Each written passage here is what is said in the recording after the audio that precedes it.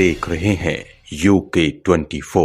टिहरी जिले के जौनपुर विकासखंड थत्यूड में उस समय लोग चौंक गए जब यहां एक दुकान के ऊपर पहाड़ी से भारी पत्थर दुकान की छत को फाड़कर नीचे सड़क पर आ गिरा, जहां 2 मोटरसाइकिल क्षतिग्रस्त हो गई।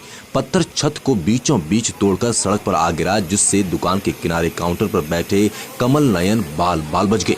व्यापार मंडल के व्यापारियों ने घटना की जानकारी प्रशासन को दी, साथ ही पीड़ित को उचित मुआवजा देने की मांग की। प्रदेश सरकार द्वारा राज्य में 2 दिन के लिए लगाया गया लॉकडाउन का नैनीताल के व्यापारियों द्वारा आज विरोध किया गया। उन्होंने इसे औचित्यहीन बताते हुए कहा कि नैनीताल एक पर्यटन शहर है और यहाँ शनिवार और रविवार को वीकेंड में पर्यटक आते हैं। कोरोना काल के बाद पिछले कुछ दिनों में जैसे ही स्थितियां सुधरी हैं, सरकार ने शनिवार और रविवार को ही लॉकडाउन कर दिया। व्यापार मंडल अध्यक्ष किशन सिंह ने कहा कि लॉकडाउन में शराब की दुकानें खुली हैं, लेकिन दूसरी गतिविधियां बंद हैं। ये भी कहा गया कि सरकार का बाजार बंद करने का अस्पष्ट निर्देश होने के कारण व्यापारी और ग्राहक असमंजस में हैं।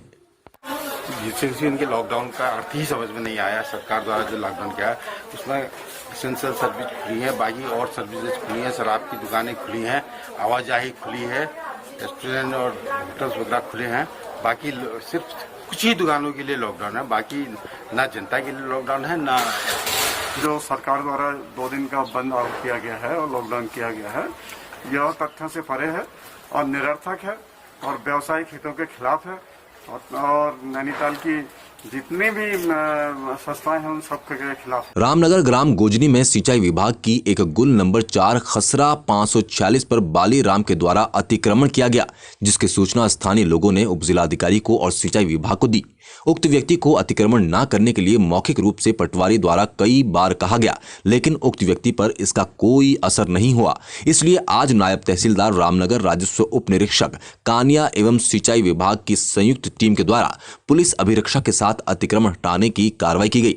दिनेशपुर थाना क्षेत्र में एक मजदूर की खेत में दवाई छिड़कने से मौत हो गई। मृतक की पत्नी ने बताया कि उसके पति धौलपुर गांव के एक किसान के यहां खेत में काम करने के लिए गए थे, जहां दवाई छिड़कने से उनको रिएक्शन हो गया। किसान को कई बार सूचना दी गई, लेकिन वो किसान ना तो उन्हें अस्पताल ले गया और ना ही उन्होंने किसी प्रकार की मदद की। और जब तक डॉक्टर के पास इलाज के लिए ले गए, तब तक युवक की मृत्यु हो चुकी थी और कोरोना का भय दिखाकर आनन फानन में उनका अंतिम संस्कार कर दिया गया। मेरे पति ने खाद डाला था खेत में दवाई वाला। रात को आए, उनका दिल घबरा रहा था। दिल घबरा के फिर 12 बजे उनको पलटी शुरू हो गई। हम उनको दवाई के लिए गए, डॉक्टर ने एक जगह दवाई दी, दूसरी जगह मना कर दी। लगी 5-4 बजे के बाद उनकी बहुत तबीयत खराब हो गई। बेरीनाग गंगोलीहाट राजीव गांधी नवोदय विद्यालय का बोर्ड परीक्षा परिणाम घोषित हो चुका है। कक्षा 10वीं का परीक्षाफल 100% रहा है।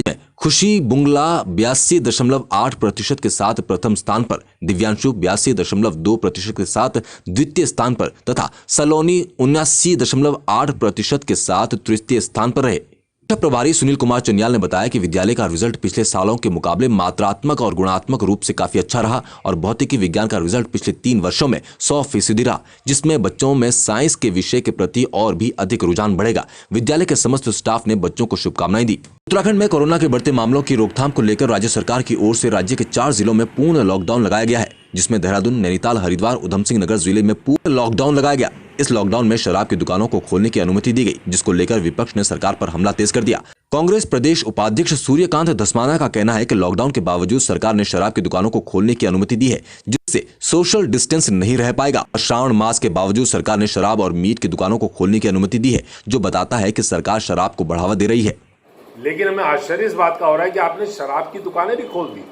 कमाल है साहब, जब लॉकडाउन कर रखा है लोगों को बाहर आना ही नहीं है, क्योंकि संक्रमण लोगों के सोशल डिस्टेंसिंग का जो नियम है उसका पालन नहीं हो पा रहा है, इसीलिए लॉकडाउन होता है।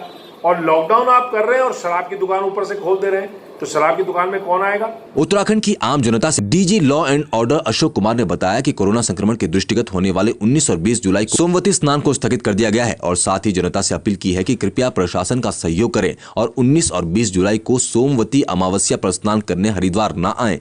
ये 20 तारीख को सोमवती अमावस्या पड़ रही है और नॉर्मली जो गर्मियों में सोमवती अमावस्या आती है उसमें हरिद्वार में 40 से 50 लाख तीर्थयात्री स्नान हेतु आते हैं, श्रद्धालु स्नान हेतु आते हैं। इस वर्ष कोविड को देखते हुए हमने उसको, हरिद्वार प्रशासन ने उसकी अनुमति नहीं दी है, क्योंकि जब इतनी भीड़ होगी तो सोशल डिस्टेंसिंग रख पाना संभव नहीं है। तो अगर कोई भी 10 लोग भी कोविड पॉजिटिव हुए, संक्रमित हुए, तो वो फैलने की इसमें आशंका रहती है। उसी के दृष्टिगत इसकी अनुमति नहीं दी गई है।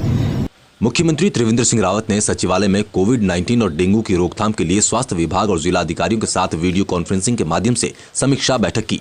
बैठक में मुख्यमंत्री ने कहा कि डेंगू पर भी सतर्क और सावधान रहना है।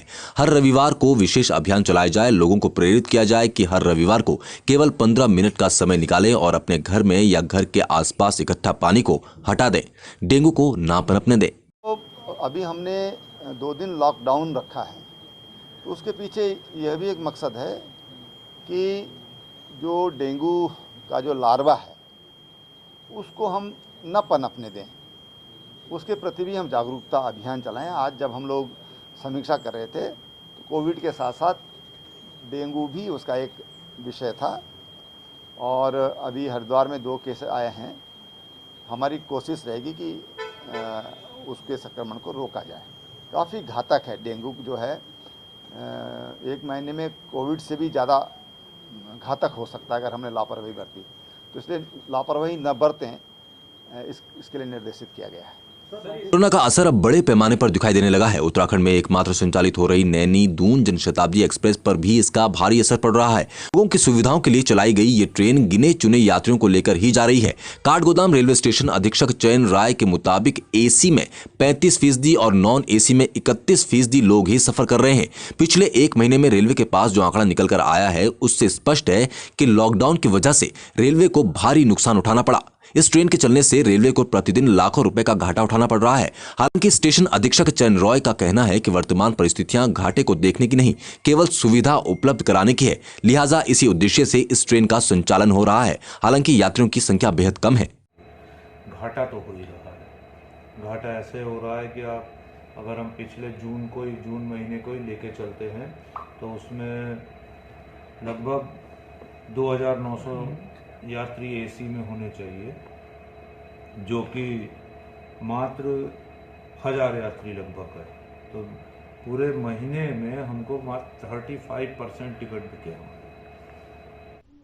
आज के लिए बस इतना ही। खबरों से जुड़े रहने के लिए हमारे फेसबुक पेज को लाइक करें और यूट्यूब चैनल को सब्सक्राइब करें। धन्यवाद।